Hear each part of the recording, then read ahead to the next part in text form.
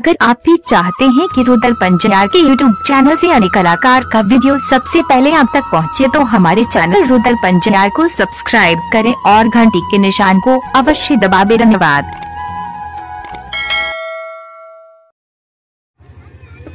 कहा जैसे कर नहीं रहेगा तरु भू पर, तरु नाम है वृक्ष का।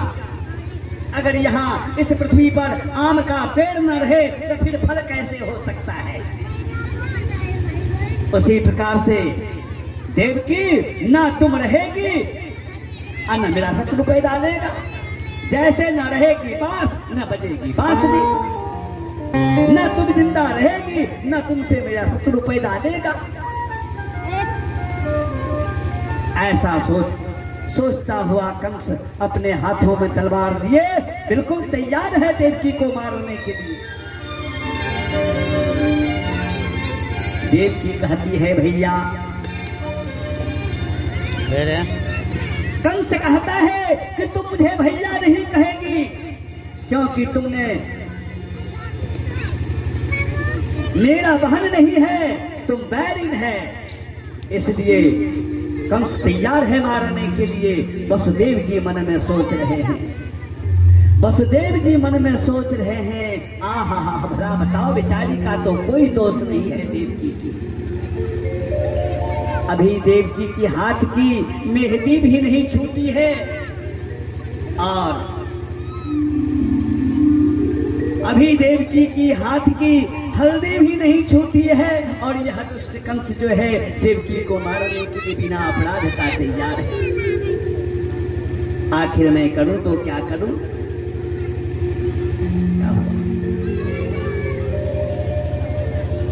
हाथ जोड़ करके कंस के सामने खड़े हो गए, कहने लगे, राजन, हे राजन, तुम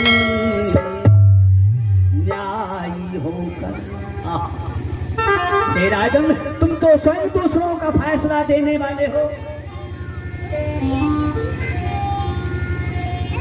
तो आइए, ये आप हैं न्यूजी कुमारी पिता सुनील यादव, जिनके हाथ से 101 रुपये का चढ़वा दान स्वरूप आया है उन बच्चे की दीर्घायु के लिए। दूसरा है श्री जगदीश यादव, अपने पोता के जन्म उत्सव के शुभ अवसर पर 101 रुपया का चढ़वा दान स्वरूप भेजे हैं उन बच्चे की दीर्घायु के लिए। जो बच्चा के जन्म उत्सव हैं उनके माता और पिता गुंजन देवी और संजीत यादव, इन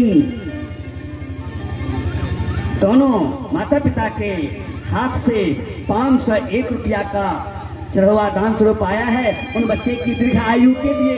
मैं हाथ जोड़ करके परमपिता परमात्मा से प्रार्थना करूंगा, हे प्रभु, आप जैसे कंस के कारागार में भी आपका कोई बाल बाका नहीं कर सका, वैसे आप इस बच्चे को दीर्घायु करेंगे, कोई बाल बाका ना कर सके, इन बच्चे की बाल बाका न हो। मैं आपसे ही अनुरोध और प्रार्थना करूंगा। बोलो भक्त भगवान की जय, श्यावर रामचंद्र की जय और सूत हनुमान की जय। तो आप सुन रहे थे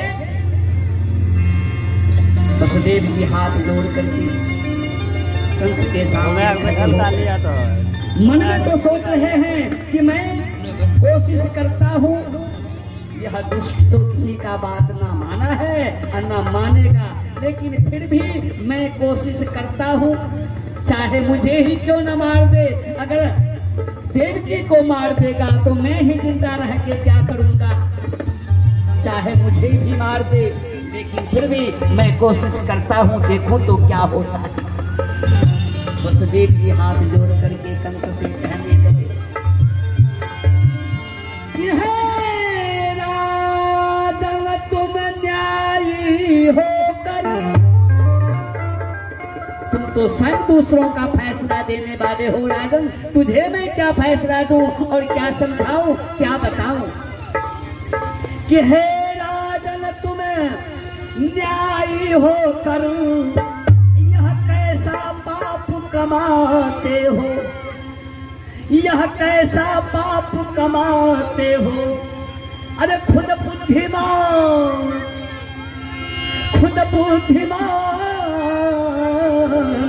ज्ञानी हो कर यबला पर हाथ उठा।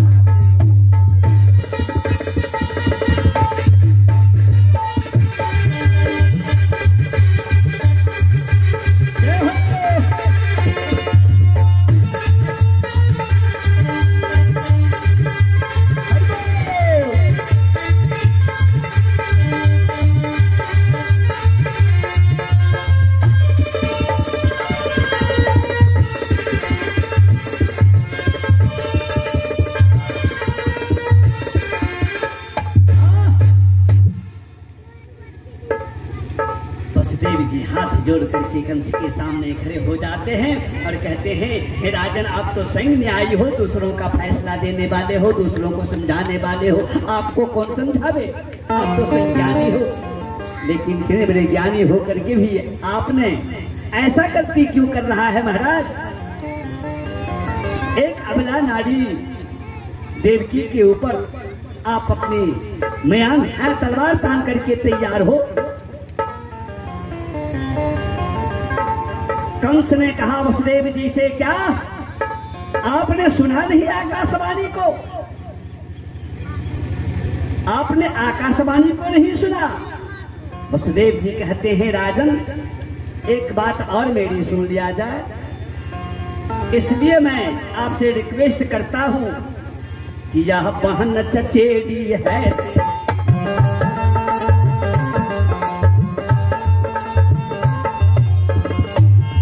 यह बहन चचेरी है तेरी, मैं बहनोई तू साला।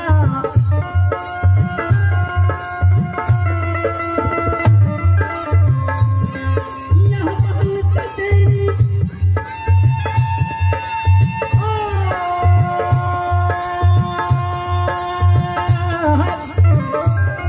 यह बहन चचेरी है तेरी, मैं बहनोई तू साला।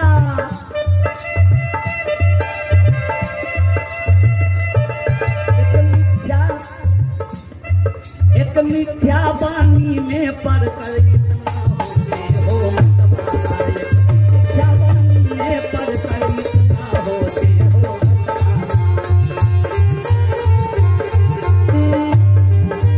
जय हो।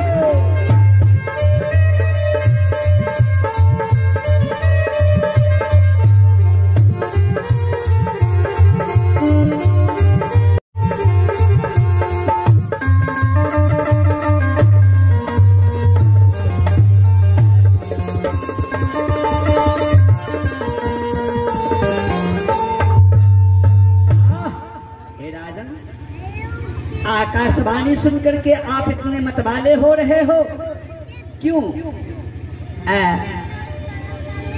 कंस ने कहा वसुदेव जी से, बार वसुदेव, क्या तुमने आकाशवाणी को नहीं सुना? वसुदेव जी कहते हैं कि महाराज, मैं तो नहीं सुना। कहा आपने नहीं सुना? नहीं। कहा तो ठीक है, सुनो, आकाशवाणी क्या हमें बताई है।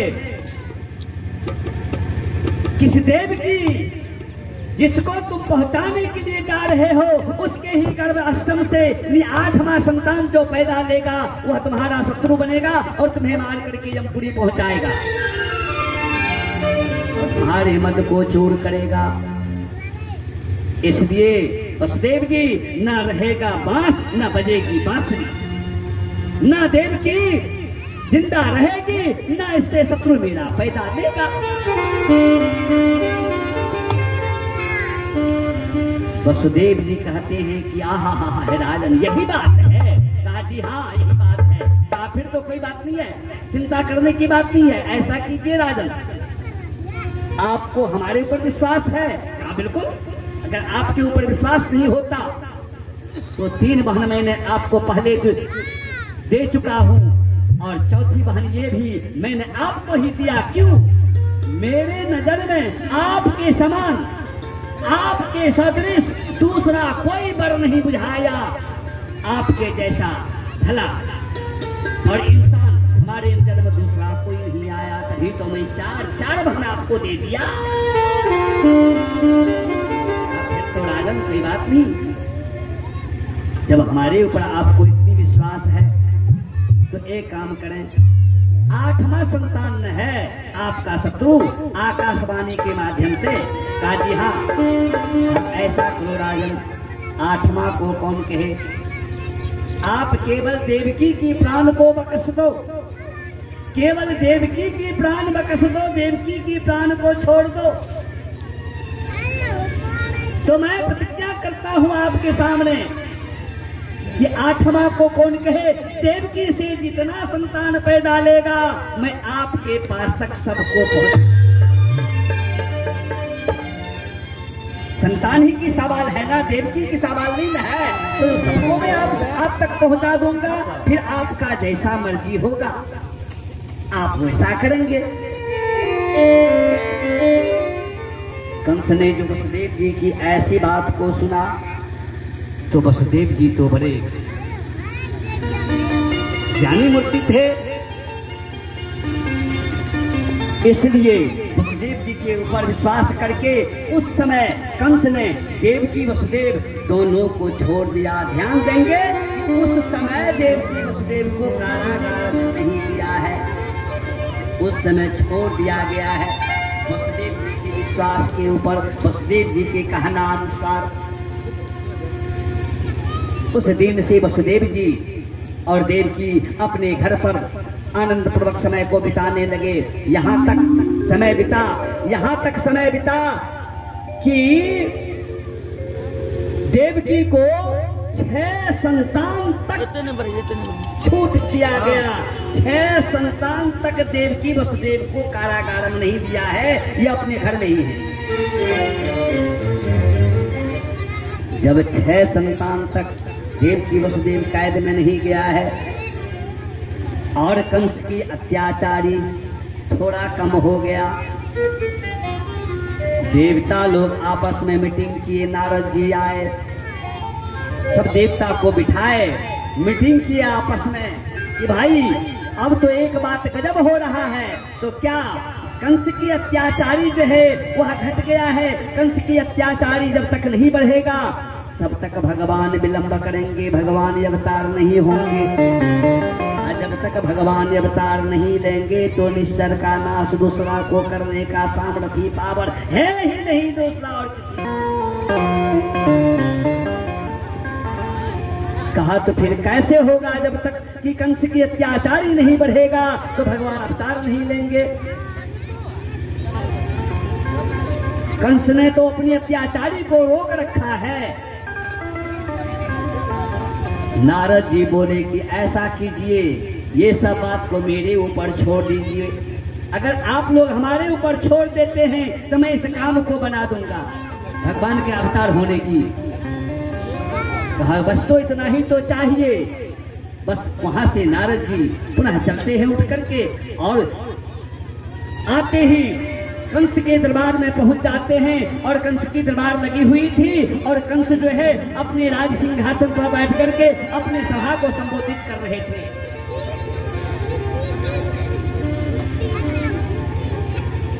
तो आइए, ये आप हैं राजदीप पंजिया, बहुत अच्छी बात।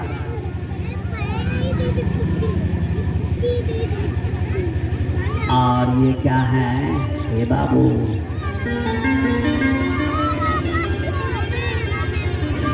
क्या है शेखर काजी। हे भैया आप कोई एक ठो आवे, हम जरा सा इसमें गड़बड़ा रहे हैं। आइए एक मिनट, आप ग्राम है क्या, ये क्या लिखे हैं आप ग्राम?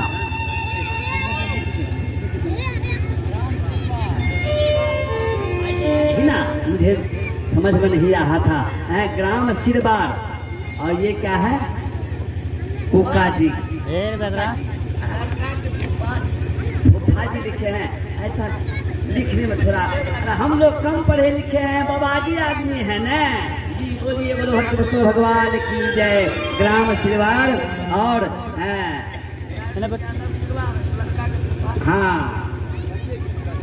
फुफा जी 151 रुपया का चढ़वा दान स्वरूप भेजे हैं उन बच्चे को दीर्घायु के लिए। भगवान उन बच्चे को दीर्घायु करे और बल बुद्धि विवेक। आइए ये हैं रामचंद्र यादव, आप जाकर बैठ लें तो। हाँ, बच्चा का नाना जी हैं सिलवार निवासी, जिनके तरफ से भी आ गया है 105 रुपया का चढ़वा दान स्वरूप उन बच्चे की दीर्घायु के लिए, बल बुद्धि विवेक के लिए। और तीसरा है ललित कुमार, पिता रंजीत यादव, ग्राम बेलबाड़ा, इनके तरफ से भी 101 रुपया का चढ़वा दान स्वरूप आया है भगवान बच्चे की दीर्घायु के लिए। और आइए चौथा है आप निगम कुमारी और शिगम कुमारी, पिता रंजीत यादव, इन बेलबाड़ा निवासी, इन सबों के हाथ से भी आ गया है उन बच्चे की दीर्घायु के लिए 101 रुपया का चढ़वा। मैं बहुत बहुत धन्यवाद दूंगा और कहूंगा भगवान से बच्चे को दीर्घायु के साथ, बल बुद्धि विवेक के साथ इन दानदाता सबकी रोजी रोटी में वृद्धि, परिवार में सुख शांति की बार बार धर्म दान करते रहे। बोलो भगवान की जय, दानदाता की जय।